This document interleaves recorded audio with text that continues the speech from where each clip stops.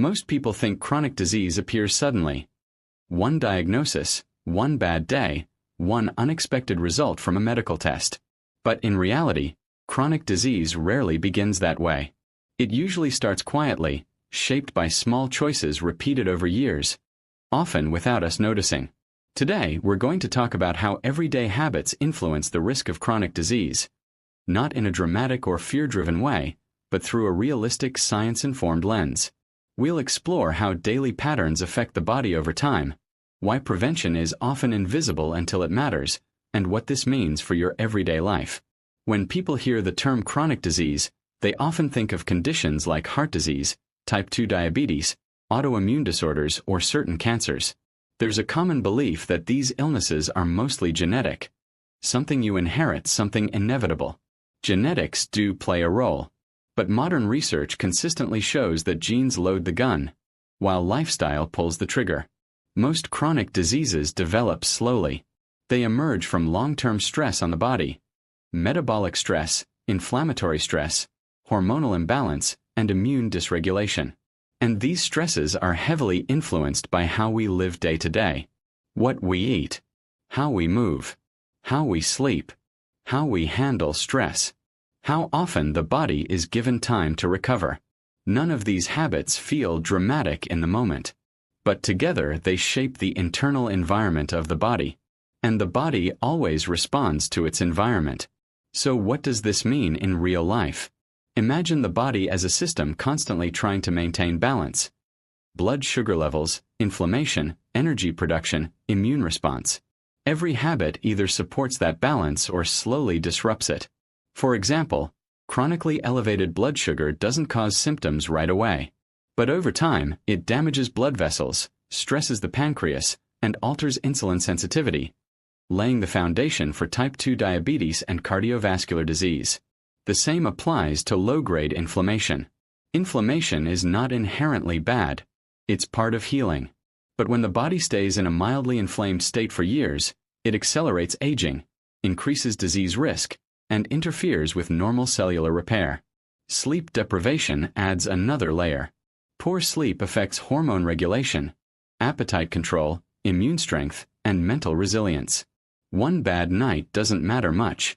Years of inconsistent, low-quality sleep do. Chronic disease isn't usually about one extreme behavior. It's about patterns. Small imbalances repeated long enough to become the body's new normal. One factor often underestimated in disease prevention is chronic stress.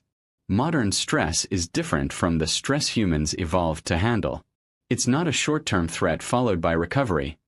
It's constant, low-level pressure. Deadlines. Financial concerns, social comparison, digital overload. The nervous system rarely gets a chance to fully power down. When stress becomes chronic, the body stays in a semi-alert state. Cortisol levels remain elevated. Over time, this disrupts immune function, digestion, sleep, and metabolic health.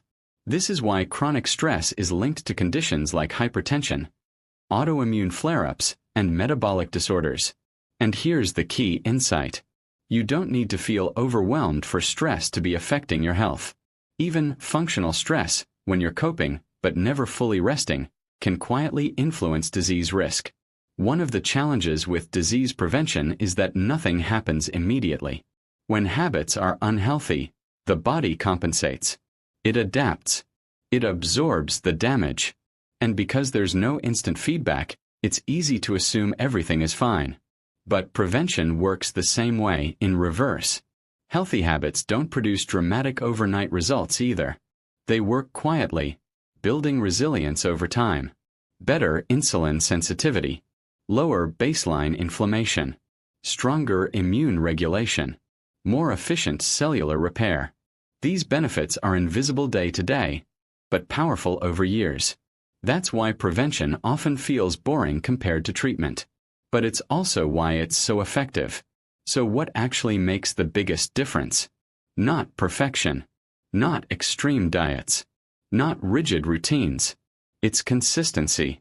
Small habits compound, just like interest in a savings account. A short daily walk.